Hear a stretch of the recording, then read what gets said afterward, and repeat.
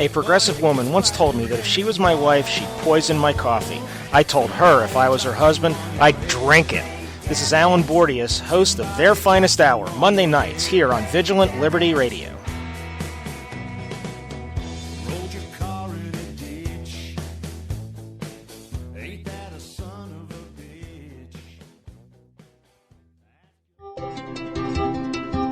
At Independent Journal Review, we publish news that is objective, fair, and entertaining.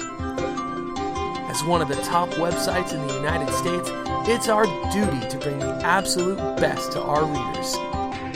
Readers like you. IJReview.com, your number one source for news and entertainment.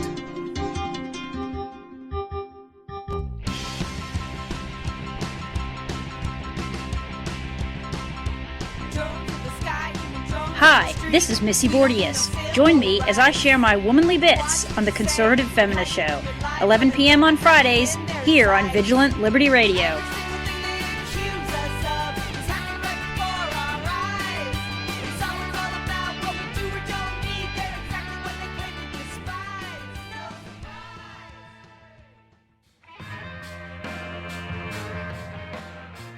Hi, I'm Dustin Hoyt with America Our Way, and you can hear me right here on Vigilant Liberty Radio at 10/9 Central on Thursday nights. We bring you the best in political commentary from the right-wing, conservative, libertarian perspectives coming together and bringing the best content on the internet. Be sure to tune in every week for your favorite shows. Follow us on Facebook and Twitter.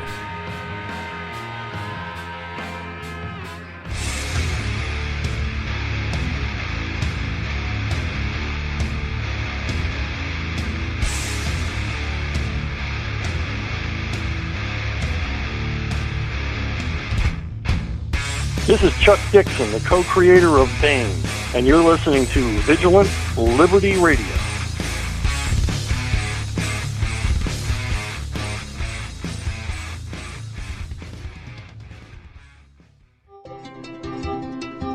At Independent Journal Review, we publish news that is objective, fair, and entertaining. As one of the top websites in the United States, it's our duty to bring the absolute best to our readers. Readers like you.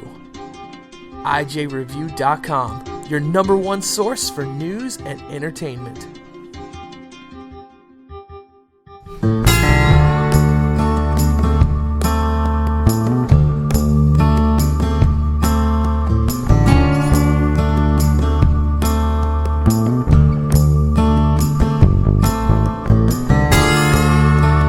Welcome back to the Right Mics.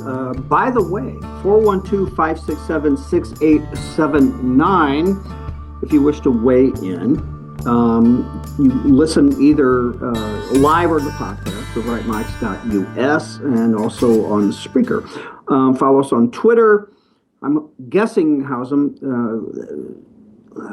Fitzgerald may be doing that right now, at the Right Mics on Twitter. And listen, dude, I got one more thing to. Well, this isn't even a surprise. I mean, this is something we got to talk about. By the way, we have Victoria Taft coming up at 3 o'clock, and you have to weigh in on that because she's cool. She's like us, man.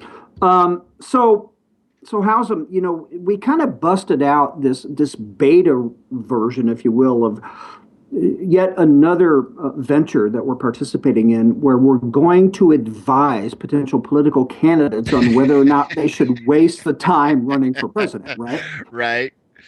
So yesterday we did Lindsey Grahamnesty. I think we can get through this one in 30 seconds. Sure. Carly Fiorina. Right. Yeah, did you see that? I did see that.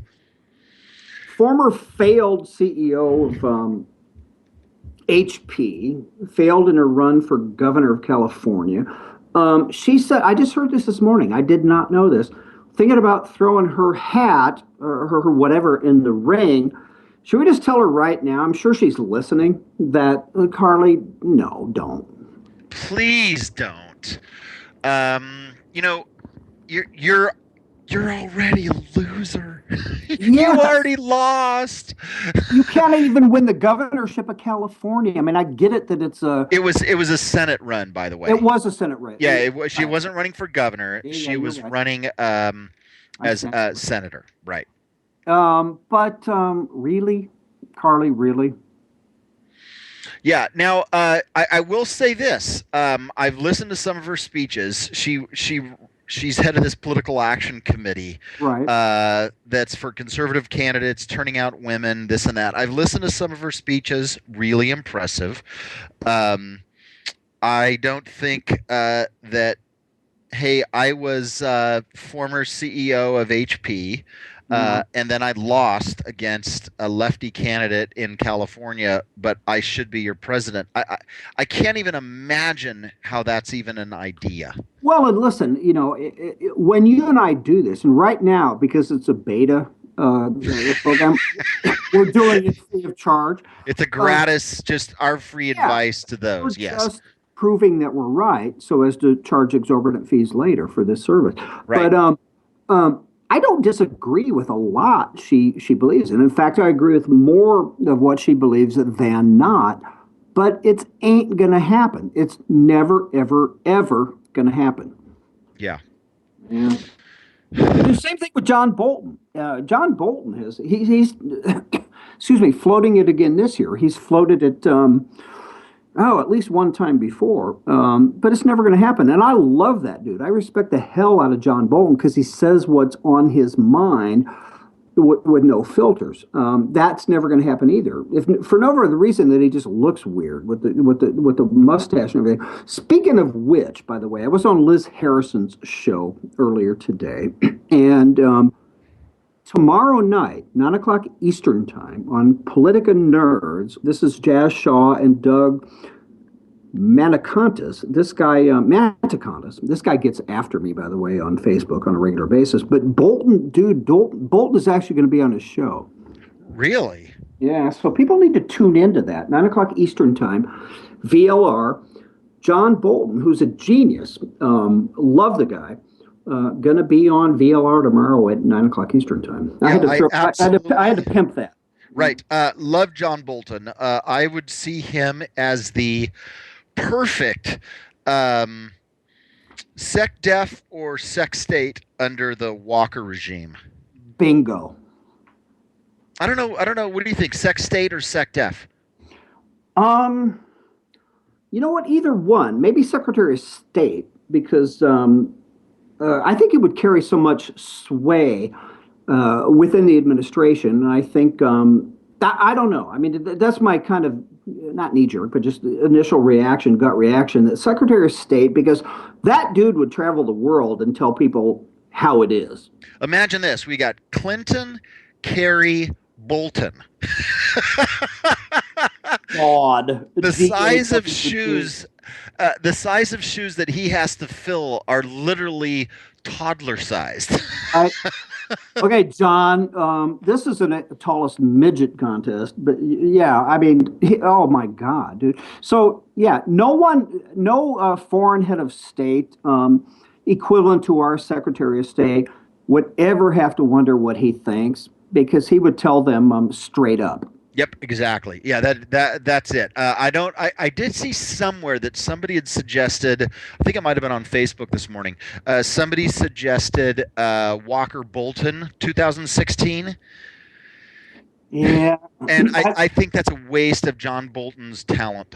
Well, it is, and I think that, oh God, I mean, I don't know that a vice presidential candidate has ever swung an election. I suspect it has not happened. I suspect also it can hurt you in some situations. I just think, to your point, it's a waste of talent. Plus, they're both like, that wouldn't work for me. Yeah, I totally agree with you. All right, so dude, we've talked about this before, but I think it warrants talking about again. Because I think people still don't get it, and we, as we add listeners as we go, and the fact again, this big lie of the 5.6% unemployment rate.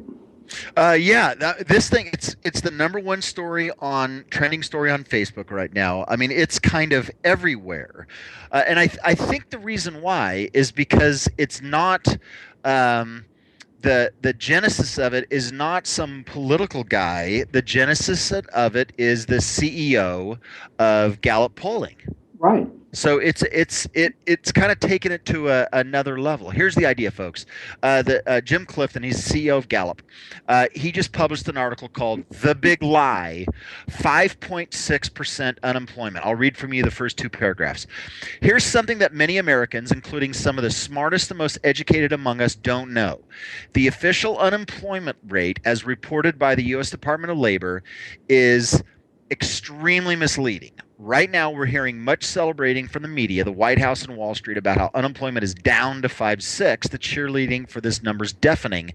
The media loves a comeback story. The White House wants to score political points, and Wall Street would like you to stay in the market. Yeah, so here's the couple things about it. How they come up with this 5.6% rate, and these are the points that the guy makes in the article. Number one, if you perform 1 hour of work a week and are paid at least $20, you're not counted as unemployed. Right, and it gets worse. Yeah, if you work 10 hours part-time, you're also not counted. Well, those two things go the same. Right. Basically, any kind of part-time employment, as little as 1 hour a week, you're not counted as unemployed. Even though you might be a master's graduate with a degree in engineering from Stanford, if you haven't actually, if you're doing one shift a week at Starbucks for $9 an hour. Or $15 an hour if you're in Seattle and San Francisco, which is fair. You're not counted as unemployed. And see, therein lies, well, again, continue, because I think you're headed towards the issue that I think folks fail to understand the most. Right. Well, another thing, obviously, is if you haven't looked for a job in the last month, here we go. You're considered unemployed as well. So if you've been kicking ass trying to find something to do and gotten either depressed or working on projects at home or whatever it is, if you've not actively participated in a job search in the last 30 days, you're no longer considered unemployed. And see, dude, your friend and mine, Air Todd, and I got into an argument about this earlier in the week. The number of people not in the labor force, the number of Americans work age eligible not in the labor force right now stands between 92 and 93 million people. And those are Bureau of Labor Statistics figures, by the way, okay? It matches percentage-wise a 36-year high. Those people are not even included in the number. Right. Yeah. Here's the conclusion about what this guy says. Two pieces of it. There's no other way to say this. The official unemployment rate, which cruelly overlooks the suffering of the long-term and often permanently unemployed, as well as the depressingly underemployed, amounts to a big lie. I hear all the time that unemployment is greatly reduced, but the people aren't feeling it. When the media talking heads, White House and Wall Street, start reporting the truth, the percent of Americans in good jobs, the jobs that are full-time and real, then we will quit wondering why Americans aren't feeling something that doesn't remotely reflect the reality in their lives. And Obama himself has said that. He was asked that several months back, and we might have played the clip. And it might have been somebody even on NBC. I mean, it was an interview. Do people understand, Obama bragging about, job growth and whatever, and do people understand that? And he said, no, they don't. And what you just said is exactly why. Right. It's because what people feel is friends, relatives, neighbors who are either aren't looking for a job, are severely unemployed, or are working minimal hours at a job, that's what they're feeling. None of those people would be considered unemployed. So there's a huge disconnect between the daily lives that Americans are experiencing and the number that gets thrown out. Not only that, and I know you've seen these stats as